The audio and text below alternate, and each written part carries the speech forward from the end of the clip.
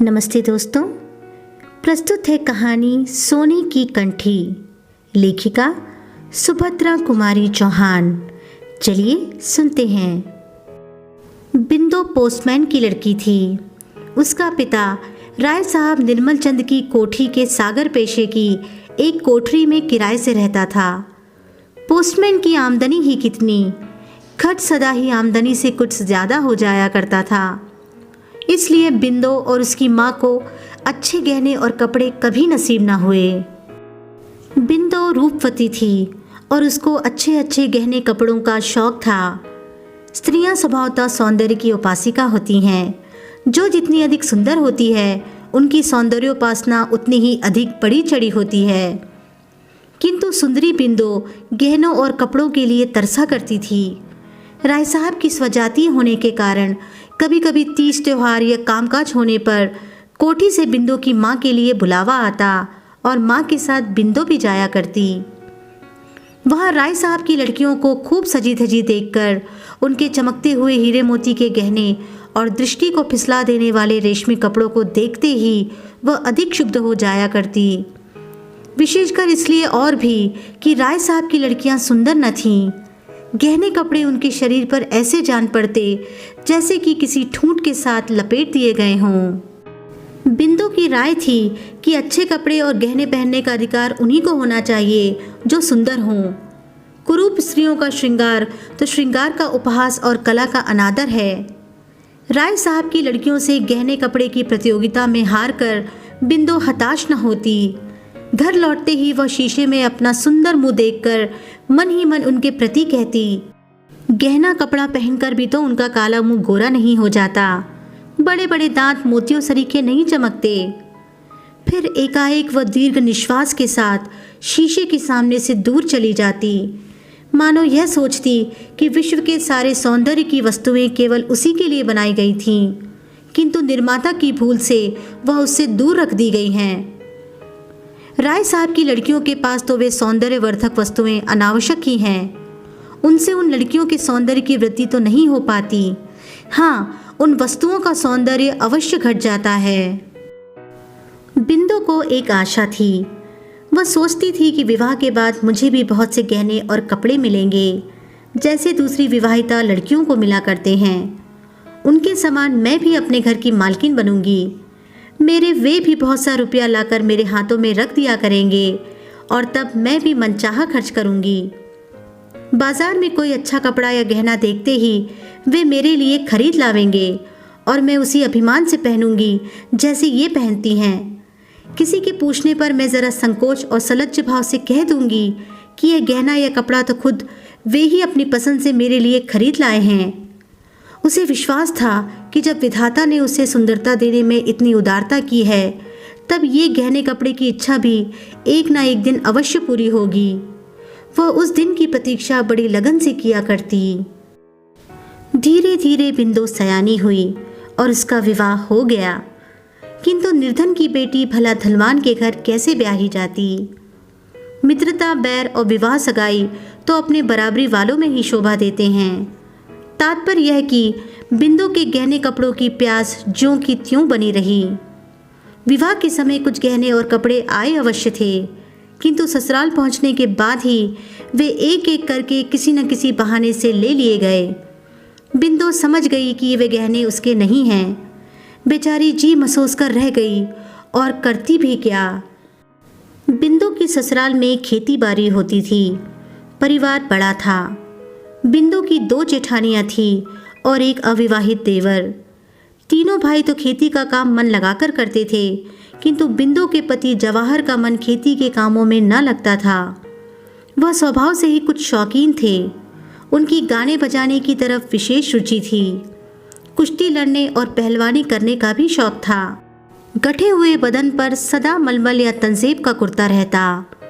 घुंघराले बाल सदा किसी न किसी सुगंधित तेल से बसे रहते। स्वभाव में आत्माभिमान की मात्रा भी अधिक थी। वे कुछ न कमाकर भी घर भर पर अपना रौब जमाते रहते। बिंदु कुछ पढ़ी लिखी होने के कारण उस देहात में आदर की वस्तु हो गई थी। विशेषकर उस समय अवश्य जब वह रामायण या महाभारत पढ़ती और गांव की अनेक स्त्रियां वहाँ एकत्र हो जाती।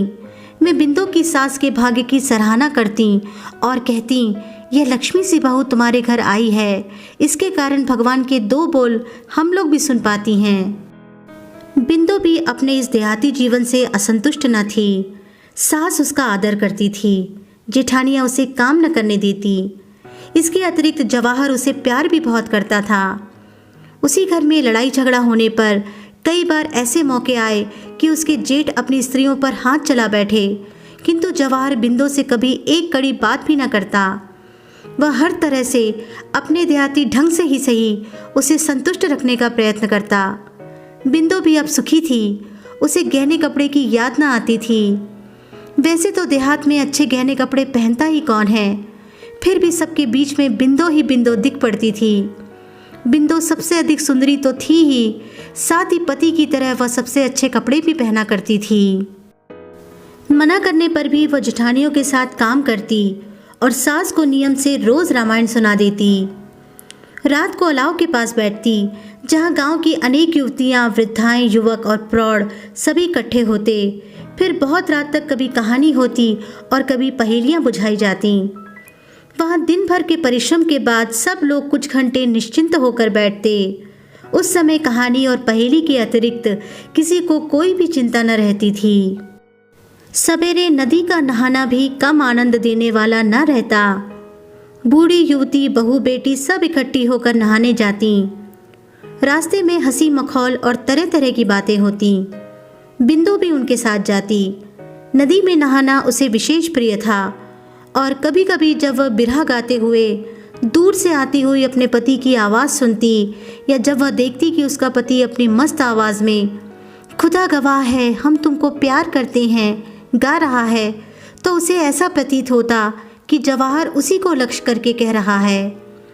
तात्पर्य यह कि बिंदु पूर्ण सुखी थी, अब उसकी कोई और इच्छा न थी। एक बार बिंदु की माँ बीमार पड़ी। माँ की सेवा करने के लिए बिंदु को लगातार 4-5 महीने नैहर में रहना पड़ा। फिर उसकी आंखों के सामने वही राय साहब की लड़कियां और वही गहने कपड़ों का प्रदर्शन होने लगा। उसकी सोई हुई आभूषणों की आकांक्षा फिर से जाग उठी। वह सोचने लगी, क्या इस जीवन में मेरी अभिलाषा कभी पूरी ना होगी? तो फिर ईश्वर ने मुझे इतना रूप ही क्यों दिया? किंतु विधि के विधान पर किसका जोर चलता? राय साहब निर्मल चंद 40 के उस पार पहुंच चुके थे, फिर भी उनमें रसिकता की मात्रा आवश्यकता से अधिक थी। वे प्रायः सिनेमा देखने जाया करते थे, किसी अच्छी कहानी की एक्टिंग के लिए नहीं, केवल सुंदर चेहरों को देखने के लिए। उन्होंने सब तीर्थ भी कर डाले थे और प्रायः पर्वों पर सब काम छोड़कर भी वे स्नान घाटों पर पहुंच जाते थे। किसी प्रकार के पुण्य लाभ की उन्हें इच्छा रहती थी या नहीं, यह तो ईश्वर जाने, किंतु स्नान करती हुई युवतियों के अंग प्रत्यंग की ताक झांक की उत्कट इच्छा उनके चेहरे पर कोई भी साफ देख सकता था। वे कश्मीर और नैनीताल भी अक्सर गर्मी की छुट्टियों में जाया करते थे, किंतु वे जलवायु परिवर्तन के लिए जाते थे या और किसी उद्देश्य से, यह नहीं कहा जा सकता। वे सुंदर स्त्रियों के पीछे अनायास ही मीलों का चक्कर अवश्य लगा आते थे। वे बहुत कुरूप थे, इसलिए सुंदरी की बात तो अलग रखिए, कोई कुरूप से कुरूप स्त्री भी उनकी तरफ आंख उठाकर देखने में अपना अपमान समझती थी। इसलिए प्रायः गंदे मजाक करके ही वे अपनी वासना की तृप्ति कर लिया करते थे। इसके अतिरिक्त वे परोपकारी भी थे। उनके घर एक नामी गिरामी वैद्यराज रहा करते थे, जो राय साहब के मित्रों और उनके आश्रित निर्धनों का मुफ्त इलाज करते थे। उनका दवाखाना राय साहब की बैठक से लगा था। मरीज को दवा लेने के लिए राय साहब की बैठक से होकर ही वैद्यराज के पास जाना पड़ता था। बिंदु की माँ का इलाज भी यही वैद्यराज करते थे। घर में और कोई न होने के कारण बिंदु को ही माँ के लिए दवा लानी पड़ती थी। एक दिन दोपहर को बिंदु जब दवा लेने गई तो उसने देखा कि राय साहब के पास एक सुनार कई तरह के गहने फैलाए बैठा है। सहसा इस प्रकार गहनों की प्रदर्शनी सामने देखकर इतने दिनों की सोई हुई बिंदु की गहनों की उत्कंठा फिर से जागृत हो उठी। क्षण भर के लिए वह भूल गई कि वह यहाँ किस लिए आई है। वह उत्सुकतापूर्वक उन फैले हुए गहनों के पास बैठ गई और बड़े चाव से उन्हें उठा उठा कर देखने लगी। उनमें से 3 लड़की एक कंठी थी जो बिंदु को बहुत पसंद आई। उसने उस कंठी को कई बार उठाया और रखा और अंत में एक ठंडी सांस के साथ वह उसे वहीं रखकर अलग खड़ी हो गई। राय साहब ने भी वही कंठी पसंद की। बाकी गहने वापस करके सुनार को दाम देने के लिए दूसरे दिन बुलाकर उन्होंने उसे रवाना कर दिया। यद्यपि बिंदो की उम्र की राय साहब की लड़कियां थीं, फिर भी बिंदो उनकी कुदृष्टि से बची न रही। उसके इस समय के हार्दिक भाव राय साहब अच्छी तरह ताड़ गए और वार करने का यही उपयुक्त समय देखकर वे हंसते हुए बोले, बिंदो, ये कंठी तुम्हें बहुत पसंद आई है, पहनोगी? एक प्रकार की अव्यक्त आशा से बिंदो का चेहरा खिल उठा, पर यह प्रसन्नता क्षणिक थी। वह गंभीर होकर बोली, नहीं, मैं न पहनूंगी, गहने गरीबों के लिए नहीं होते। राय साहब बोले, गहने तो गरीब अमीर सभी के लिए होते हैं, फिर तुम्हारी तरह का गरीब तो इच्छा करते ही मनमाना गहना पा सकता है। सो कैसे? बिंदो ने पूछा। गहनों की इच्छा तो मुझे सदा से रही है, पर वे मुझे कभी नहीं मिले और न जीवन भर मिलेंगे, यह मैं अच्छी तरह जानती हूँ। राय साहब धीरे धीरे बिंदो की तरफ आते हुए बोले, जीवन भर की बात तो अलग रही बिंदो, यह कंठी तुम्हें इसी समय मिल सकती है, केवल तुम्हारी इच्छा करने भर की देर है। तुम्हारे ऊपर एक क्या ऐसी लाखों कंठियां निछावर की जा सकती हैं, पर बिंदो, यदि तुम मेरे मन को समझती। राय साहब के आरक्त चेहरे और हिंसक पशु की तरह आंखों को देखते हुए बिंदो सिहर उठी और 2 कदम पीछे हटकर बोली, आप मुझे दवा दिलवा दें, मैं जाऊं, अम्मा अकेली है। उसने इस बात को इतने जोर जोर से कहा जिससे अंदर आवाज पहुंच सके। वह शीघ्र ही दवा लेकर लौटी।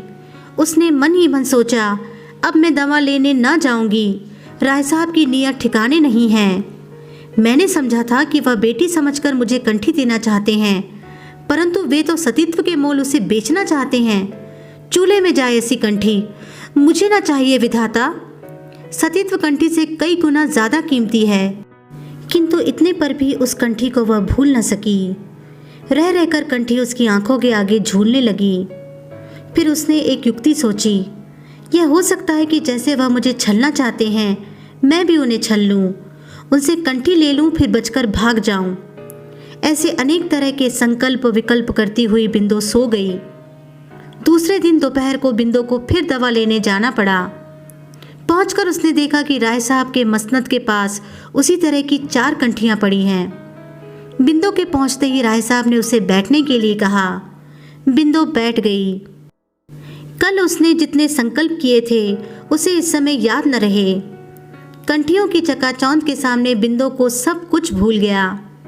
बिंदो के सामने ही राय साहब ने कंठी को तौलाकर उसकी कीमत 250 रुपये सुनार को देकर विदा कर दिया। बिंदो चकित दृष्टि से उस कंठी की ओर और कभी उन रुपयों की तरफ देखती थी। व्यापारी के जाते ही जैसे उसकी तंद्रा टूटी, वह उठकर खड़ी हो गई। बोली, दवा दिलवा दीजिए, मैं जाऊं, देरी हो रही है। अभी कहाँ की देरी होने लगी? कहते कहते राय साहब ने कंठी बिंदो के गले में पहना दी और उसे जबरन पकड़कर एक बड़े शीशे के सम्मुख खड़ा कर दिया। फिर उसकी तरफ सतृष्ण नेत्रों से देखते हुए बोले, अपनी सुंदरता देखो, वहां बिंदो है या कोई दूसरी? बिंदो मंत्रमुग्ध सी देखती रह गई। वह अभी राय साहब की किसी बात का उत्तर भी न दे पाई थी कि इसी समय उन्होंने अपने बड़े बड़े दांतों वाला मुंह बिंदो के होंठों पर धर दिया। बिंदो को जैसे बिच्छू ने डंक मार दिया हो। वह घबराई, किंतु कुछ वश न चला। इस प्रकार कुछ तो कंठी के लालच में और कुछ राय साहब की जबरदस्ती के कारण उस दिन दोपहर के सन्नाटे में अभागी बिंदो अपने को खो बैठी। बेचारी को उस कंठी की बहुत बड़ी कीमत देनी पड़ी, परंतु उसके बाद फिर राय साहब के घर दवा लेने कभी न गई। उसके कुछ ही दिन बाद बिंदो ससुराल चली गई और उस कंठी को भी वह सबसे छिपाकर अपने साथ ले गई। ससुराल में लोगों के पूछने पर उसने यही बतलाया कि यह कंठी उसकी माँ ने उसे दी है, किंतु बिंदो ने उसे कभी पहना नहीं। पति के आग्रह करने पर जब कभी वह उसे घंटे आध घंटे के लिए पहनती थी तो ऐसा मालूम होता था जैसे काला विस्तर उसके गले से लिपटा हो। कंठी को देखते ही प्रसन्न होने के बदले वह सदा उदास हो जाती थी। बिंदो के पति और जेठों में अनबन हो गई। भाई भाई अलग हो गए। दूसरे भाई तो खेती करके खुशी खुशी आराम से रहने लगे, किंतु जवाहर से खेती का काम नहीं होता था, जिसका परिणाम यह हुआ कि सब लोग तो 4 पैसे कमाकर गहने कपड़े की फिक्र करने लगे। इधर जवाहर के घर फाके होने लगे। अभिमानी स्वभाव के कारण जवाहर अपनी विपत्ति भाइयों पर प्रकट न होने देता। अब पहलवानी छूट गई। मलमल तंजेब के कुर्ते मैले दिखने लगे। सिर में तेल भी कहाँ से मिलता जब खाने के लिए घर में अन्न का दाना भी न रहता। बिंदु से पति का कष्ट देखा न गया और उसने एक दिन कंठी निकालकर पति को बेचने के लिए दे दी। जवाहर बड़ी प्रसन्नता से कंठी लेकर सराफे की ओर गया, पर थोड़ी देर बाद उसने लौटकर निराशा से कहा, यह तो मुलम्मे की है। बिंदु यह सुनकर सिर थाम कर बैठ गई, मानो उस पर वज्र गिर पड़ा।